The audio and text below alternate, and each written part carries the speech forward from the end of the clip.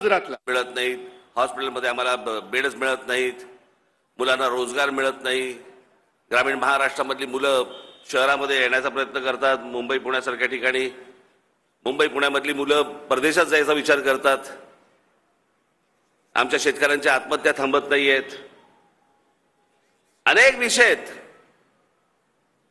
आणि ज्याची सोडवणूक झालेली नाही त्या गोष्टींची सोडवणूक झाली नसल्यामुळे अनेक लोकांनी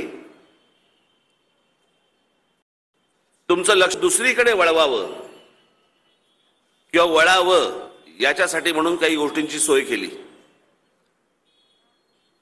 हा खरं तर महाराष्ट्र संपूर्णपणे हिंदुत्वाने भारावलेला महाराष्ट्र,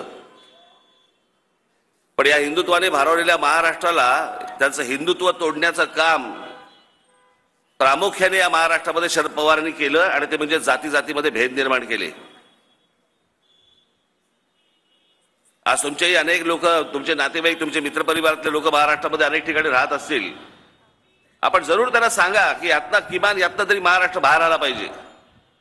मी माझ्या अनेक सभांमध्ये सांगितलं, उद्या महाराष्ट्र नवनिर्माण सेना असो, शिवसेना असो, भाजपा असो, तुमची काँग्रेस असो, एनसीपी असो, हे राजकीय पक्ष मेले तरी चालतील, महाराष्ट्र जगला पाहिजे।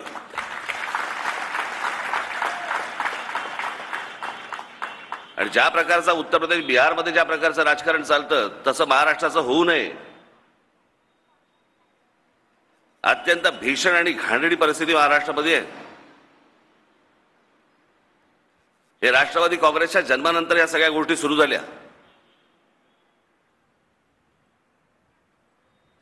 महाराष्ट्रामधला जो एकोपा, आमच्या संत परंपरा, आमच्या संतांनी जी दिलेली शिकवण, एकोप्याची शिकवण, एकत्र राहण्याची शिकवण, सगळं विसरून चाललोय आपण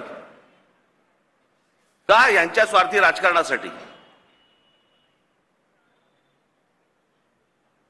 याला स्वतःच्या स्वार्थाशिवाय दुसरी गोष्ट काही दिसत नाही। 2019ची निवडणूक आपण विचार करून बघा, या मुंबईमध्ये असू देत किंवा या शिवडी मतदारसंघामध्ये आपण घेऊया, या शिवडी मतदारसंघामध्ये आहे मागच्या वेळेला शिवसेना भारतीय जनता पक्षाला लोकांनी मतदान केलं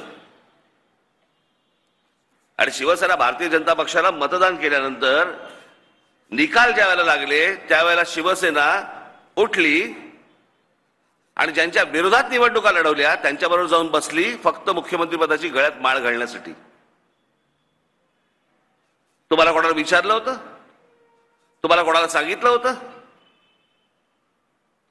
तुम्हाला तुमच्या मताचा हा अपमान नाही वाटत?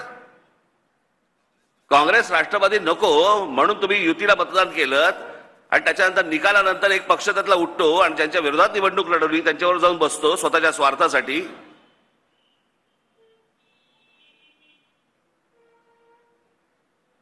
हे कोणतं राजकारण आहे?